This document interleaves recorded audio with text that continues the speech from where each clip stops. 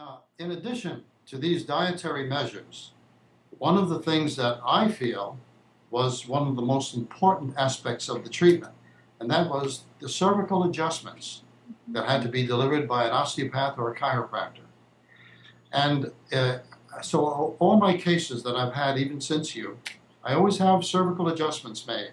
By that I mean cervical x-rays, to see if there are any deviations and so forth. And we certainly saw them in practically every case. There's a deviation in the cervical spine, in that the normal curvature is not there. It's usually straightened out too much, like they call it a military neck. Mm-hmm. And I concentrated my efforts on that. And I also used electrotherapy along the rims of the eyes. That was also to help stimulate the optic nerve.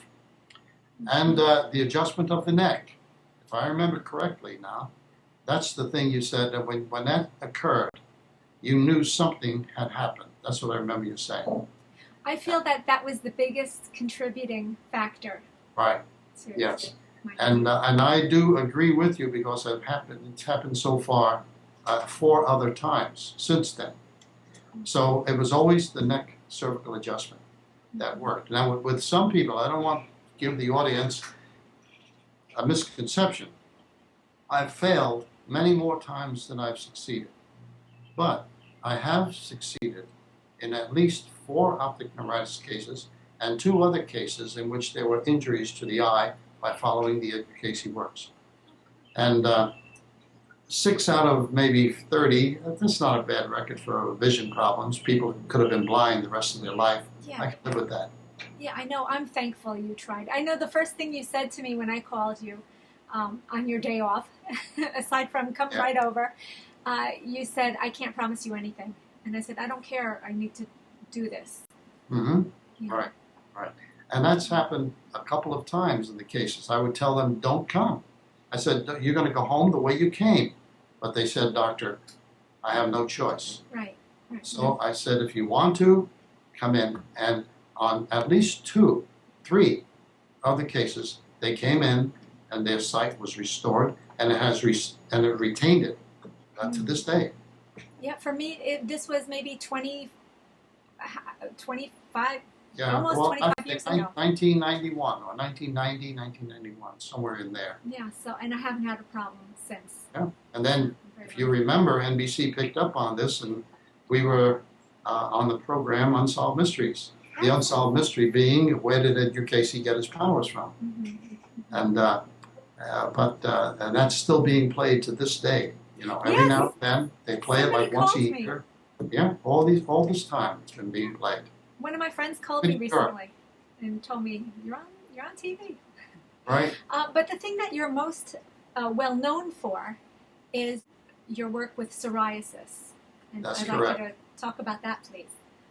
Well, the psoriasis, as most people know, is a chronic inflammatory skin disorder, non-contagious. However, it could destroy a person's life emotionally. And there are so many degrees of psoriasis. It could be nothing more than one little area on the body and no further. Or it could engulf. It could engulf the entire body with heavy scales and plaques. And I've had cases where it looked like they had a coat of armor all over their body with thickness to the scales. These are generalized. These are the severe cases. And yet, I followed the Edgar Cayce works on it. The first case I had was around 1972. And I knew a little bit about psoriasis. So this man came to me with a back problem. He didn't even have psoriasis. No, not that I knew of. He didn't. He came for a back problem. But then when I took a look at his back, I saw these big sores all over his back. And I said, is this psoriasis? And he said, yes, it is. Then, after I cleared the back problem up, I talked to him about it. I said, would you care to experiment with me to see whether or not the work that I've been doing, only studying, I had no evidence, whether it would work or not? And his answer to me was, why not? He said, I've had it for 15 years, so I might as well try. So I did a very quick, cursory type of dietary measures, because according to the Cayce works, diet is the key. to healing psoriasis, regardless of the degree in which it's, and how severe a degree it is. So I put together a diet based upon his works. I gave it to him on one sheet of paper and all that, and he said, all right, he'd go home and do it. So he did. But he came back 7 days later. And when I took a look at his back 7 days later, the first thing that came to my mind is, uh-oh, my destiny is set, because he was at least 50% improved. Wow. And then it took 3 months to clear him up completely, and he stayed that way until many, many, many years before he died of natural causes. But and that's been the pattern with people from young children. The next case I had was a young boy, and he had it. He's the youngest person in one of New York's most famous psoriasis centers. And the mother came to me in desperation, and I said, look, I have never had a child at this time. I said, I don't know whether I can help you or not. And again, she said, I think it's worth a try. So we both agreed that if nothing happens within 3 months, then I feel as though we've given it a good try. And if it doesn't clear the boy in 3 months or so, then at least we could say we tried. Almost 3 months to the day. That boy didn't have a mark on his body. And one of the most beautiful things about healing a patient in this fashion, by mainly diet and good eliminations, one of the most amazing things is you look at the skin, you'd never know he ever had it. Not a scar, not a disfigurement, nothing. The skin is totally, completely normal, no matter how severe it was before. And I've been doing this now for over 40 years. I'm in practice 50 years. I've been doing this work. How many patients would you say you've helped? I can't even count them. Thousands. I mean, 2,000 or 3,000, I'd say. I know during the course of, I worked for you then as a receptionist for a couple of years, and I saw people hobbling in with arthritis and psoriasis, and a few weeks later they'd be fine, or a few months later. That's right. They'd be fine. That's right. I saw it. Well, it's what's keeping me in practice, because I'm in practice so long. Most people have retired, but I can't stop it, because there's nobody else doing this. Literally, I'm the only one in the world doing this. Although doctors call me for advice or something like that, and I lectured all over the world.